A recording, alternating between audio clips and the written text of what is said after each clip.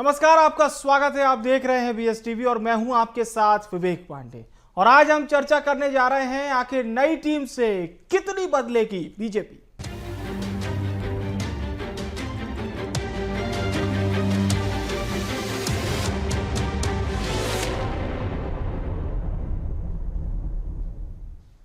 तो नए बीजेपी प्रदेश अध्यक्ष के बाद अब नई टीम भी बीजेपी के सामने आने वाली है। दरअसल ये वही टीम होगी जो 2028 के चुनाव में जीत की जमीन तैयार करेगी। बीएसटीवी को मिली जानकारी के मुताबिक अगले 6 महीने में हेमंत खंडेलवाल अपनी नई टीम का ऐलान करेंगे। जी हां, अगले 6 महीने में। और नई टीम में पुराने नेताओं की जगह, पुराने चेहरों की जगह युवा नेताओं को मौका दे दिया जाएगा। यानी ये बड़ी बात है, नई टीम की एवरेज एज पुरानी टीम की एवरेज एज से कम होगी। दोहरी जिम्मेदारी निभा रहे पदाधिकारी मुक्त होंगे। सिंगल जिम्मेदारी से संगठन का काम आसान हो जाएगा। पार्टी समर्थकों से ज्यादा संतुलन समन्वय पर होगा। जी हाँ, समन्वय पर ज्यादा जोर होगा। एससी एसटी ओबीसी वर्ग के नेताओं को मिलेगा मौका। नई टीम 2028 के चुनाव के लिए तैयार करेगी जीत की जमीन। तो जीत की जमीन तैयार करना यह नई टीम के लिए एक चुनौती होगा। अब चुनौती क्यों, यह भी समझिए।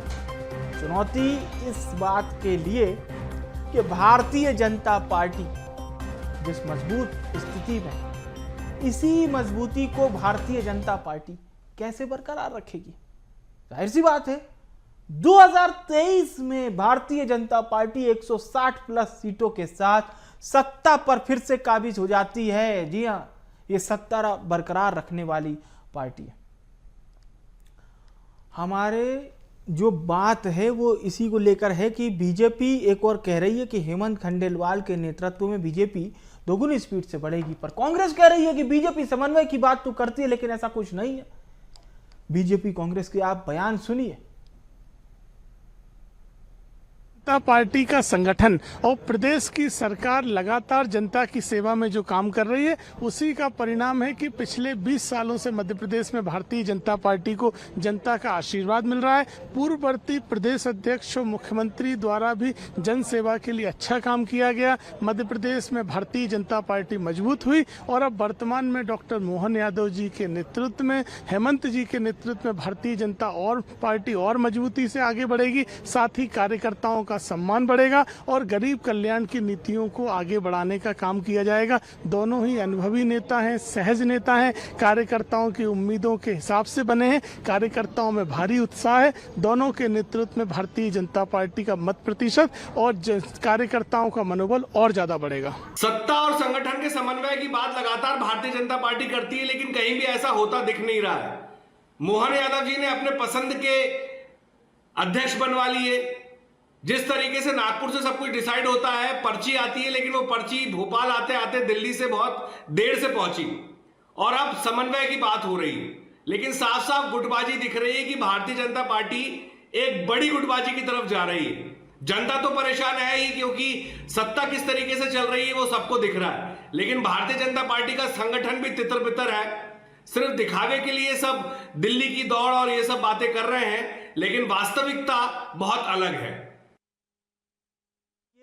कांग्रेस और भारतीय जनता पार्टी दोनों ही पार्टियों के आपसी बयान हैं, लेकिन इन बयानों के मायने क्या है हम आपको समझाते हैं। हमारे साथ इस वक्त भारतीय जनता पार्टी के प्रदेश प्रवक्ता डॉक्टर प्रेम व्यास जी जुड़ रहे हैं। प्रेम व्यास जी का बहुत स्वागत है। प्रेम व्यास जी, खंडेलवाल जी प्रदेश अध्यक्ष जब बने उसी वक्त चर्चा हो रही थी अब नई टीम कैसे होगी। वीडी शर्मा जी का एक लंबा कार्यकाल था। अब नई टीम में जो हमें लीड मिला है वो ये है कि सब युवा चेहरे इस टीम में शामिल हो सकते हैं और जो नेता दोहरी जिम्मेदारी संभाल रहे हैं उन्हें मुक्त किया जाएगा, ताकि संगठन के लिहाज से एक नेता एक जिम्मेदारी संभाले। और यही वो टीम होगी जो 2028 में भारतीय जनता पार्टी को मजबूत करेगी। और जिस ऐतिहासिक मार्जिन से आप लोगों ने 2023 का चुनाव जीता है, कहीं ना कहीं ये भी एक चुनौती होगी कि 2028 में वो प्रदर्शन बरकरार रखें। ये निश्चित रूप से विवेक जी, देखिए भारतीय जनता पार्टी की जो मुख्य स्तंभ है वो है अनुशासन, समन्वय और विश्वास, और इसी को प्रदर्शित करा है। अगर 64,523 बूथों पर चुनाव होते हैं और उसके बाद में पदाधिकारियों का निर्माण होता है, उसके बाद लगभग 62 से ज्यादा जिला अध्यक्षों का निर्माण होता है, उसके बाद में लगभग हजारों की संख्या में मंडल अध्यक्षों का, तो मुझे लगता है कि समन्वय है, अनुशासन है और विश्वास है। पार्टी के प्रति विश्वास, संगठन के प्रति विश्वास और जिस तरह से नियुक्तियां होती है उसके प्रति विश्वास। अगर आपने देखा होगा कार्यालय में तो हमारे पुराने अध्यक्ष आदरणीय वीडी शर्मा जी भी मौजूद थे जब हमारे वर्तमान के अध्यक्ष वहां पर उपस्थित हुए, और उसके बाद में समन्वय की स्थिति वहां पर थी। और जिस तरह से पूर्व प्रदेश अध्यक्ष जी ने कार्य करे हैं, न भूतो न भविष्य, 300 लगभग 29 लोकसभा सीट हमने जीतने का कार्य करा, 5 लाख से ज्यादा कार्यकर्ता, नए कार्यकर्ताओं का निर्माण करा, तो निश्चित रूप से जिस तरह के कार्य पूर्व में हुए उसको वर्तमान में चला के रखना ये एक बड़ी चुनौती है। लेकिन जिस तरह से हमने निर्माण करा है, हमारे कार्यकर्ताओं के मध्य में अनुशासन भी है और समन्वय भी है, और पार्टी के प्रति जो उनकी निष्ठा है, निश्चित रूप से पार्टी जब तय कर देती है किसी भी व्यक्ति की कोई भी भूमिका, तो उस भूमिका के निर्वहन के लिए वो कार्यकर्ता सतत धरातल पर आकर कार्य करता है। अब दूसरी तरफ देखिए, आज लगभग 1.5 साल हो गए, अभी पूरी टीम का गठन नहीं हो पाया। 55 जो है वो जिलों में 165 ऑब्जर्वर को नियुक्त करना पड़ता है। उसके बाद एआईसीसी की टीम आती है, वो लगभग 180 लोगों को यहाँ पर प्रदर्शित करती है। उसके बाद में जहां समन्वय की स्थिति बनती है वहां पर मसाला रेस्टोरेंट में भीड़ जाते हैं, घटिया में जो है नवीन जायद जी ऑब्जर्वर के उपस्थिति में भिड़ जाते हैं, सागर में सुनील जैन साहब के समर्थक भिड़ जाते हैं, भोपाल में जिला कांग्रेस की जो बैठक होती है आरिफ मसूद साहब भिड़ जाते हैं, शिवपुरी के कोलारस में भिड़ जाते हैं, तेवरी विधानसभा में भिड़ जाते हैं। रागिनी नायक जी कहते हैं कि हमारे कुछ घोड़े हस्तबल में, राहुल गांधी जी बोलते हैं कि कुछ लंगड़े घोड़े। तो मुझे लगता है घोड़ा घोड़ी से बाहर आएंगे तब तो सर्जन विसर्जन पे बात कर पाएंगे। यहाँ पर तो हमने घोषणा करी है, उसके अनुसार कार्यकर्ताओं का उत्साह पूरे मध्य प्रदेश में है। और जिस तरह से भारतीय जनता पार्टी अपने कार्यकर्ताओं का निर्माण हो, उनकी उपयोगिता के हिसाब से उनको नेतृत्व देने की बात हो, तो मुझे लगता है इसीलिए विश्व का सबसे बड़ा संगठन है। और हमारे मध्य में कहीं भी असमन्वय जो कांग्रेस के मध्य में वैसा नहीं है, इनको प्रदर्शित होता है। चलिए, कांग्रेस पार्टी से हमारे साथ इस वक्त हर्ष जैन जी जुड़ गए हैं, प्रवक्ता हैं मध्य प्रदेश कांग्रेस के। स्वागत है आपका।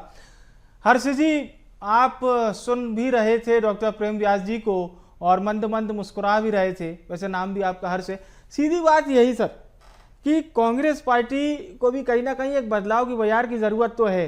जीतू पटवारी जब आए तो मीडिया सेल चेंज हुआ और भी जगह पर चेंज होने की संभावना थी, लेकिन फिर ऐसा लगता है कि कांग्रेस अभी थोड़ा सा कहीं फिर रुकती है, फिर चलती है। फिर राहुल गांधी जी आए, सियासत खूब तेज हुई, मुद्दे ऐसे राहुल गांधी जी पूरे देश की सियासत के लिए देखे गए। पर अभी बीजेपी को लगता है कि कांग्रेस को संगठन के तौर पर बीजेपी से बहुत कुछ सीखने की जरूरत है। देखिए विवेक जी, बात यह है कि भारतीय जनता पार्टी अपने आप को विश्व की सबसे बड़ी पार्टी मानती है, लेकिन ये कई बार ये भूल जाते हैं कि कांग्रेस हिंदुस्तान की सबसे पुरानी पार्टी है। तो जो आज भारतीय जनता पार्टी राज कर रही है और शासन कर रही है, वो कांग्रेस के नेताओं का ही देन है, कांग्रेस के नेताओं से सीखिए। और ये दुर्भाग्य ये है कि भारतीय जनता पार्टी जो मूल रूप लेके आई थी, आज भारतीय जनता पार्टी में मोर देन 50% लोग बाहर दूसरी पार्टियों से जुड़े हैं। तो जो विचारधारा थी, विचारधारा तो बिल्कुल भी बची नहीं है। और रही बात भारतीय जनता पार्टी की आंतरिक संगठन की, तो वो उनका निजी मामला है, वो अपना संगठन कैसे चलाएं उसमें हम हस्तक्षेप या टीका टिप्पणी नहीं करना चाहते जी। अच्छा, ये जरूर बात है, ठीक है, आप टीका टिप्पणी नहीं करना चाहते, लेकिन आप कह रहे साहब कि भारतीय जनता पार्टी को हमने सिखाया कैसे मतलब सत्ता जमानी है, कैसे शासन करना है, लेकिन मध्य प्रदेश में तो ये लगातार जमे हुए हैं। इतना क्या सीख लिया कांग्रेस पार्टी से कि ये सत्ता छोड़ ही नहीं रहे? आपके हाथ सत्ता आई, लेकिन 1.25 साल 1.5 साल के बाद सत्ता वापस चली गई भारतीय जनता पार्टी के पास। विवेक जी, ये भी कहीं ना कहीं रिसर्च का विषय होना चाहिए। लेकिन आप ये भी समझे कि पिछले मान लीजिए 20-22 सालों से ये हैं, लेकिन उसके पहले 50 साल हम भी थे। तो ये ना भूले, समय आता है। नहीं, सर्वकालिक समय मैं तो काल कह रहा हूँ हर कि समय मैं तो कह रहा हूँ समय भारतीय काल जनता पार्टी के प्रधानमंत्री अभी जब 30 साल और रहेंगे आज की दिनांक से, तब कांग्रेस के बराबर आएंगे। ठीक है, वो बात बिल्कुल सत्य है। देश के इतिहास में स्वर्णिम अक्षरों में दर्ज है बहुत सारी घटनाएं। पर साहब सीधी बात यह कि मध्य प्रदेश में फिर क्यों, मतलब पॉलिटिकल चर्चाओं में यही तो बात आती है ना सर सामने। 100% आपकी बात सही है, लेकिन अब जो मध्य प्रदेश में अगर आप देखें पिछले 4 चुनाव और इस बार के चुनाव में जो 2028 में चुनाव हुआ, जमीन आसमान का फर्क ये रहेगा कि इस बार मध्य प्रदेश में एक जनरेशन चेंज है कांग्रेस के पास। हमारे पास एक युवा प्रदेश अध्यक्ष है, एक युवा नेता प्रतिपक्ष। अगर दोनों की एज क्राइटेरिया देखेंगे तो दोनों लगभग 55 साल के आसपास हैं। तो ये राजनीति में 55 साल बहुत ज्यादा एज नहीं मानी जाती है। और जो जनरेशन पिछले 3-4 साल से लीडर्स थे, जरूर उनने पार्टी में बहुत योगदान दिया, लेकिन अब नई सोच और नए चलिए आप कह रहे हैं नेता प्रतिपक्ष युवा हैं। नेता प्रतिपक्ष के साथ ही साथ आपके जो नेता प्रतिपक्ष के अलावा पीसीसी चीफ जीतू पटवारी ये भी युवा हैं। और अब युवाओं की कांग्रेस क्या कुछ रिजल्ट तैयार करती है? वैसे 2028 से पहले निगम चुनाव होगा, जिला पंचायत के चुनाव होंगे, जनपद के चुनाव होंगे, उसमें भी बहुत चीजें क्लियर हो जाएंगी। प्रेम व्यास जी का रुख करते हैं। प्रेम व्यास जी, जैन साहब सीधी बात यह कह रहे हैं कि अब भारतीय जनता पार्टी रीति नीति की बात ना करे तो बेहतर है। बीजेपी में अब रीति नीति जैसा ज्यादा कुछ बचा नहीं है। देखिए विवेक जी, वो तो जनता तय करती है कि रीति और नीति किसकी ठीक है और रीति और नीति किसकी ठीक नहीं। आप बताइए ना, ऐसा कौन सा प्रदेश था जहां पर भारत में कांग्रेस ने रिपीट करी है सरकार है? हमने कई सारे राज्यों में रिपीट करी है।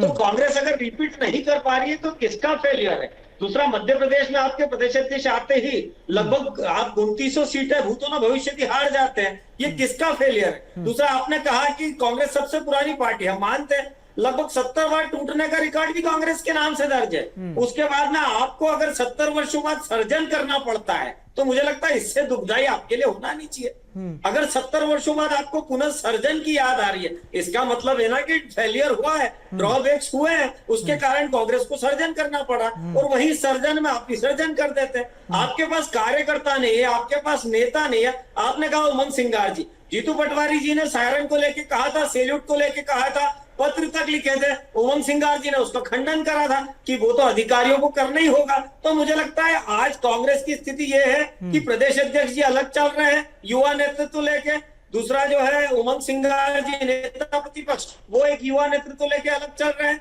तीसरा आदरणीय दिग्विजय सिंह साहब को कुर्सी नहीं मिलती तो वो कहते हैं आज के बाद कुर्सी पे नहीं बैठूंगा। खंडवा के एक नेता को कुर्सी नहीं मिलती है तो वो बोलते हैं कुर्सी पे नहीं बैठूंगा। जीतू पटवारी जी को आके ही सबसे पहले उद्बोधन में ये कहना पड़ता है कि आप मैं गुटबाजी नहीं चलने दूंगा। और हमारे प्रदेश अध्यक्ष जब जा आते हैं तो निश्चित रूप से कार्यकर्ता के हित की बात करते हैं, संगठन के जो हमारा संगठन पर्व था निश्चित रूप से उसको लेके बात करते हैं, और धरातल पर अंत्योदय की बात करते हैं कि अंतिम व्यक्ति अंतिम कार्यकर्ता का उत्थान कैसे होगा, किस तरह से वो अंतिम कार्यकर्ता अंतिम व्यक्ति तक पहुंचेगा, उसको लेके गंभीर चर्चाएं होती। यहाँ पर चर्चाएं क्या होती है कि कांग्रेस पार्टी में कैंसर है, उसके बाद में आदरणीय जीतू पटवारी जी आके वो घोड़े वाली कहानी करते हैं। तो मुझे लगता है कि अभी तो कांग्रेस को इससे बाहर निकलने की आवश्यकता है। हम मानते हैं आप सबसे पुरानी पार्टी है, लेकिन आप इसको स्वीकारिए कि आपके जो 70 वर्षों के कृत्य थे उसी के कारण आपकी पार्टी में से लोग टूटे हैं। ठीक है, सत्ता पर लंबे समय से आप काबिज हैं। नया मध्य प्रदेश में भारतीय जनता पार्टी 2003 से लेके आज जब हम आप बात कर रहे हैं, लंबे समय क्या पूर्ण समय है, अगर केवल 1.5 साल हम कमलनाथ जी की सरकार को छोड़ दें तो आपकी सत्ता रही। आपकी पार्टी में गुटबाजी नहीं है? नहीं विवेक जी, आप बताइए ना किस नेता को कौन सा दायित्व दिया गया। और उसके बाद में आप देखेंगे उमा जी हमारी मुख्यमंत्री बनी, पिछड़ा से थी। उसके बाद में आदरणीय बाबूलाल जी गौर वो भी पिछड़ा थे।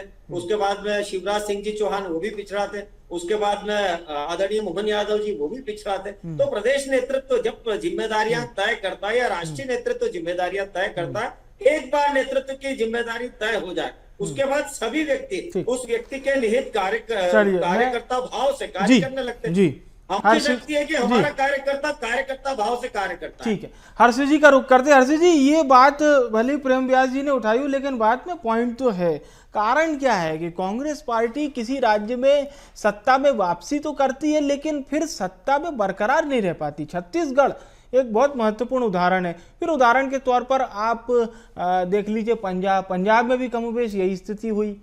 अन्य राज्य भी इसी ओर इशारा करते हैं। ये कारण क्या है कि आप बहुत मजबूती के साथ आ तो जाते हैं लेकिन फिर सत्ता वापसी नहीं कर पाते। हरियाणा में आपने कहा था अंडर करंट है, हरियाणा के रिजल्ट सामने आए। आपने कहा था मध्य प्रदेश में अंडर करंट है, मध्य प्रदेश में इस तारीख को अगले मुख्यमंत्री कांग्रेस के होंगे, नहीं हुआ। छत्तीसगढ़ में कांग्रेस पार्टी अपने आप को जिस दौड़ में पहले से ही जीता मान के चल रही थी कि बस अब नतीजे की तारीख आ जाने दीजिए, हम चुनाव जीत चुके हैं। पर तीनों राज्य आप देख सकते हैं कि वहां पर कांग्रेस पार्टी का क्या हुआ। मतलब ये कहीं ना कहीं सिर्फ आलोचना की दृष्टि से मत सुनिए, ये बहुत ज़रूरी है इस बात को समझना भी कि कारण क्या हो रहा है, नतीजे में क्यों नहीं बदल पा रहा है आपका ये जो अंडर करंट है। जी विवेक जी, निश्चित ही कई बातें प्रेम व्यास जी ने कही और कई बातें सुनकर मेरे को हंसी भी आ रही है। सबसे पहले उन्होंने आरोप ये लगाया कि हमारे माननीय राजा साहब दिग्विजय सिंह साहब को, जो कि पूर्व मुख्यमंत्री हैं, उनको कुर्सी नहीं मिलती तो वो जाके कार्यकर्ताओं में बैठते हैं। ये ऐसा हास्यात्मक बयान है। आप समझ सकते हैं कि एक पूर्व मुख्यमंत्री है, उनका प्रोटोकॉल होता है, क्या उनको कुर्सी नहीं मिलेगी स्टेज पे? वो उनकी स्वयं की इच्छा है, अगर वो कार्यकर्ताओं के साथ बैठना चाहते हैं तो इसमें कोई गलत बात नहीं है। दूसरी बात, ये अंतरकलह की बात कर रहे हैं, मैं इनके संगठन पे नहीं जाना चाह रहा था पर लेकिन ये मेरे को मजबूर कर रहे हैं। आज अंतरकलह भारतीय जनता पार्टी में इतने चरम पे है कि मौजूदा 2 कैबिनेट मिनिस्टर के फोटो नहीं लगते पोस्टर और होर्डिंग में। जब हेमंत खंडेलवाल जी के स्वागत के लिए पूरे इंदौर में होर्डिंग पोस्टर लगाए जाते हैं तो यहाँ के 2 कैबिनेट मंत्री हैं जिनके फोटो नादारद रहते हैं। तो आप विवेक जी ये सवाल उनसे पूछिए, प्रेम व्यास जी कहाँ थे? यहाँ के 2 कैबिनेट मंत्री की फोटो उनके स्वागत में क्यों नहीं लग रहे थे? चरम सीमा पे है, घुटों में बच चुकी है भारतीय जनता पार्टी आज, ये असलियत है। उसके बाद यहाँ के एक मौजूदा कैबिनेट मिनिस्टर को भरे स्टेज से दरख्वास्त करनी पड़ती है वन विभाग से कि आप हमको पेड़ दीजिए। उसके बाद भी वन विभाग अगले दिन लेटर लिख देता है कि हमारे पास वो उपलब्ध नहीं है, सीएम से गुहार लगानी पड़ती है। तो साफ साफ दिख रहा है कि किस आधार पे भारतीय जनता पार्टी में गुटबाजी चरम सीमा पे पहुंच चुकी है। प्रेम व्यास जी के ऊपर इसके ऊपर कोई जवाब ही नहीं रहेगा। आप बताएं कहाँ गए? आज पूरे प्रदेश में अलग अलग गुटों में बच चुकी है भारतीय जनता पार्टी। नरोत्तम मिश्रा जी अपना अलग गुट चला रहे हैं, वो दौड़ में थे प्रदेश अध्यक्ष की। आप सबसे बड़ी पार्टी होने के बावजूद भी आपको एक कैंडिडेट नहीं मिला जो आपके हेमंत खंडेलवाल जी के साथ में चुनाव लड़ सके और निष्पक्षता से चुनाव होते, लोकतांत्रिक प्रक्रिया इस्तेमाल होती। तो हम मानते हैं कि निर्वाचित होके आए, अभी तो ये नियुक्त होके आए, पर्ची वाले प्रदेश अध्यक्ष हैं।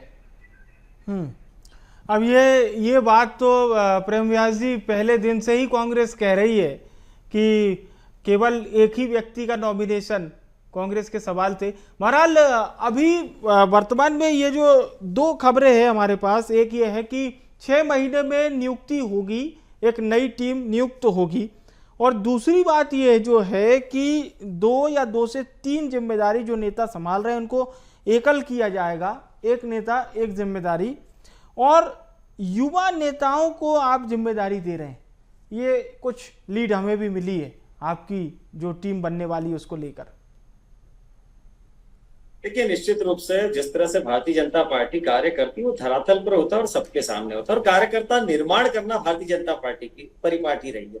आप देखेंगे ये खर्ची पर्ची को हरियाणा की जनता नकार चुकी है। खर्ची पर्ची की राजनीति हरियाणा में बहुत करी थी। हमारे यहाँ धरातल से जुड़ा हुआ कब सामान्य व्यक्ति प्रधानमंत्री जैसे पद पर पहुंच जाए या मुख्यमंत्री जैसे पद पर पहुंच जाए, इनके यहाँ क्राइटेरिया क्या होता है कि हमारे यहाँ तो जीत कर व्यक्ति बाजीगर बनता है और जो हार कर पहुंच जाए वो जादूगर बनता है। आप देखेंगे जादूगर कौन है? आदरणीय पटवारी जी तो हार के पहुंचे थे, तो वो बाजीगर नहीं कहलाएंगे ना, वो जादूगर कहलाएंगे। तो जादूगरी जो है वो कांग्रेस पार्टी में होती है। दूसरा, इन्होंने कहा हमारे यहाँ मंत्रियों के फोटो नहीं। आप भोपाल की अगर सभा की बात करते हैं तो सभी सम्माननीय मंत्रीगण या विधायकगण हमारे अनुशासन है, वो सामने की पट्टी में भी बैठना स्वीकार करते हैं। दिग्विजय सिंह साहब की पीड़ा थी, उसके बाद में खंडवा के जो विधायक साहब थे, पूर्व विधायक, उनकी पीड़ा थी और बहुत रोष प्रकट करा था उन्होंने, इसीलिए मैंने उन बातों का जिक्र करा था। दूसरी तरफ है कि निश्चित रूप से नए नेतृत्व का दिग्विजय जी की बात को तो हर्षजन जी कह रहे हैं कि वो हास्यास्पद लग रहा है, ऐसा कुछ हुआ ही नहीं है।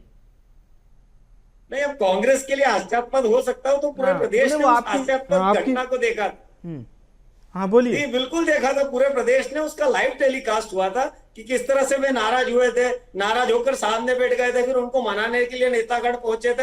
अब ये उसको कुछ भी भाषा बताएं, पर इलेक्ट्रॉनिक एक बार एविडेंशियली वो शो हो गया, तो मुझे लगता है पूरा प्रदेश उसको देख चुका है। दूसरी बात है कि हमारे यहाँ कार्यकर्ता निर्माण होता है ना, गगन चढ़ी रज पवन प्रसंगा, कीचे ही मिले नीच जल संगा, कि जो रज होती है वो पवन के प्रसंग से जो है गगन पर चढ़ जाती है, और वही कुसंगति के कारण वो कीचड़ का रूप ले लेती। तो हमारे यहाँ कार्यकर्ता पवन के प्रसंग से जो है वो गगन पर चढ़ने का कार्य करता है, और इसीलिए कार्यकर्ता भाव के साथ में जब कार्यकर्ता कार्य करता है तो प्रदेश नेतृत्व या राष्ट्रीय नेतृत्व उसके निर्माण के लिए उसको कहाँ उपयोगिता उपलब्धता देना है उसके लिए होता है। यहाँ पर देखिए, एक ही परिवार का व्यक्ति, कमलनाथ जी को तो खबर भी नहीं थी जब जीतू पटवारी जी बने थे। कमलनाथ जी या दिल्ली में जाकर कह रहे थे कि मैं प्रदेश की राजनीति नहीं छोड़ूंगा, लेकिन आने के पूर्व ही जिस तरह से उनका आने के बाद में जैसे ही उनको पता चला कि आदरणीय जीतू पटवारी जी मंच तक पे नहीं गए और कई सारे कार्यक्रम में नदारद हुए, तो मुझे लगता है ये कांग्रेस की परिपाटी है।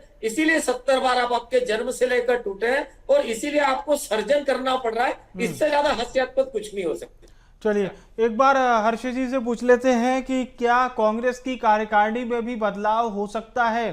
क्या युवा चेहरे कांग्रेस में मिलेंगे? लेकिन युवा चेहरे, क्योंकि कई बार होता है कि कुछ युवा चेहरे जो मेहनत करते हैं पार्टी के लिए उन्हें मिल नहीं पाती जगह, फिर वो विरोध के सुर भी सामने आते हैं। तो इस बार मान के चलें कि जो मेहनतकश कार्यकर्ता है, मेहनतकश नेता है, उन्हें पार्टी जिम्मेदारी देगी?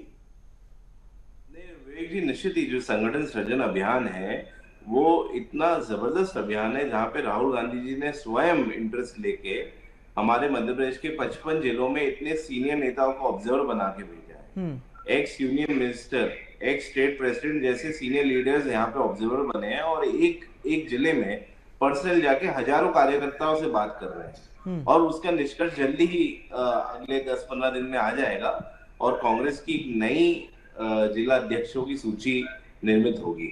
और मैं मानता हूँ ये जो जिला अध्यक्ष बनेंगे, कांग्रेस की मूलतः जो रूप रही है, हमेशा कांग्रेस एक लीडर बेस्ड पार्टी रही है, तो राहुल गांधी जी ने इसी माध्यम से नए 55 लीडर्स जनरेट कर रहे हैं एक इंडिविजुअल जिले में जी, और वो आगे अपनी टीम बनाएंगे और निश्चित ही कांग्रेस आगे अच्छा करेगी। और ये भी मान के चले कि किसी तरह की गुटबाजी नहीं दिखाई देगी, चाहे फिर वो मंच हो या सोशल मीडिया हो। एक नेता का बता दे जहाँ पे कांग्रेस में पिछले 6 महीने से या पिछले साल भर से गुटबाजी नजर आ रही है, आप एक एग्जाम्पल बता दें। एक भी एग्जाम्पल नहीं है, वो सब पुरानी बातें गई। आपकी बात पे प्रेम व्यास जी मुस्कुरा रहे हैं। 10 साल पुरानी बातें कहेंगे तो उसमें कुछ नहीं होगा। अगर आप कुछ क्या लेटेस्ट है प्रेम व्यास जी आपके पास? 1 साल का तो उन्होंने डेडलाइन दी है कि 1 साल के अंदर अंदर का बताइए कुछ हो तो। विवेक जी, मैं तो अभी की बात बता रहा हूँ ना। आदरणीय उमंग सिंघार जी अलग मिलते हैं विधानसभा सत्र के दौरान, उसके बाद जीतू पटवारी जी अलग मिलते हैं, दिग्विजय सिंह साहब को अलग जो है बोलना पड़ता है कुर्सी को लेके, कमलनाथ जी कई सारे कार्यक्रम में नदारद होते हैं, अजय सिंह राहुल साहब नहीं आते हैं, अरुण यादव जी नहीं आते हैं। तो ये गुटबाजी नहीं तो क्या है, शक्ति प्रदर्शन के लिए आप आह्वान करते हैं और वरिष्ठ नेता वहां से नदारद होते हैं, उसके बाद उन मंचों से आपको भावुक अपील करनी पड़ती है। पॉलिटिकल अफेयर्स की जो बैठक हुई थी, बताइए कितने नेता आए थे उसमें? आपको विशेष आमंत्रित अतिथियों के साथ उसको पूर्ण करना पड़ी थी। ये तो जीतू पटवारी जी के पदस्थापना के बाद थी ना।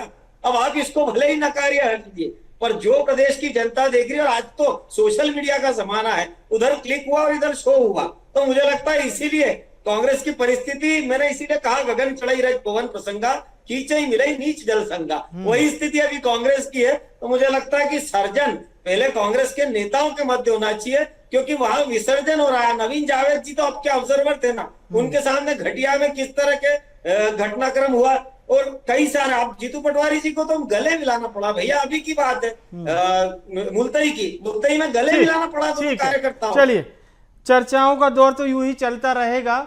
बहरहाल मैं धन्यवाद करूंगा हमारे दोनों मेहमानों का हमारे साथ जुड़ने के लिए। बहुत बहुत शुक्रिया, धन्यवाद हमारे साथ चर्चा में जुड़ने के लिए। बात हो रही थी बीजेपी प्रदेश अध्यक्ष की नई टीम को लेकर, और ये जानकारी है कि तकरीबन 6 महीने में एक नई टीम बनकर भी तैयार हो जाएगी। चुनौती बहुत सारी है, लेकिन सच्चाई यही है कि वर्तमान समय में भारतीय जनता पार्टी 160 प्लस सीटों के साथ मध्य प्रदेश में सत्ता पर काबिज है। कहीं ना कहीं इसकी काट ढूंढने में कांग्रेस को जरूर मेहनत करनी होगी। फिलहाल के लिए मुझे आने विवेक को दीजिए इजाजत, और आप देखते रहिए BS टीवी। नमस्कार।